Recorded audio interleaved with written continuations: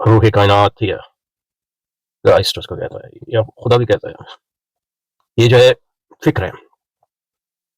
فکر ہے یعنی مطلب یہ کہ اپنی اصل کے اعتبار سے، لیکن ایسی فکر ہے جس میں جہان پورا جہان خوابیدہ ہے، تو وہ اس کو اظہار کر رہی ہے، ایکسپریس کر رہی ہے.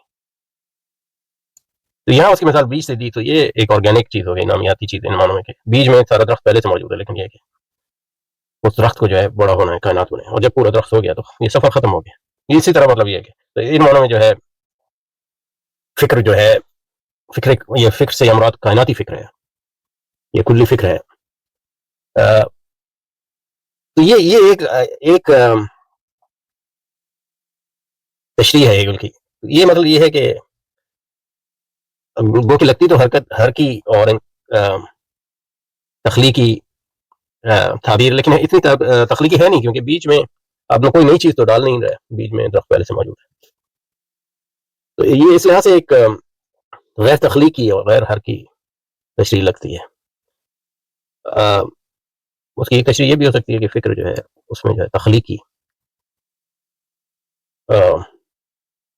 تخلیقی استعداد ہے اور وہ اس کا اظہار کر رہی ہے، اور یہ سارا ایک سفر ہے، اور یہ نہیں کہہ سکتے کہ وہ ساری جو ہے اس میں خوابیدہ ہے پوری طرح، بلکہ یہ ہے کہ یعنی دو تصورات ہیں. ایک انفولڈنگ، یعنی جیسے مطلب آپ نے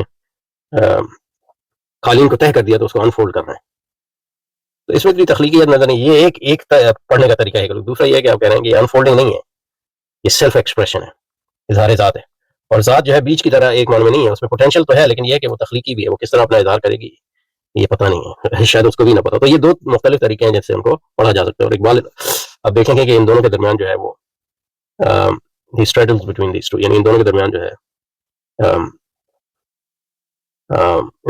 جو ہے علامہ اقبال جو ہے ان دونوں تشریحات کے درمیان جا کبھی اس طرف جاتے ہیں، کبھی اس طرف جاتے ہیں.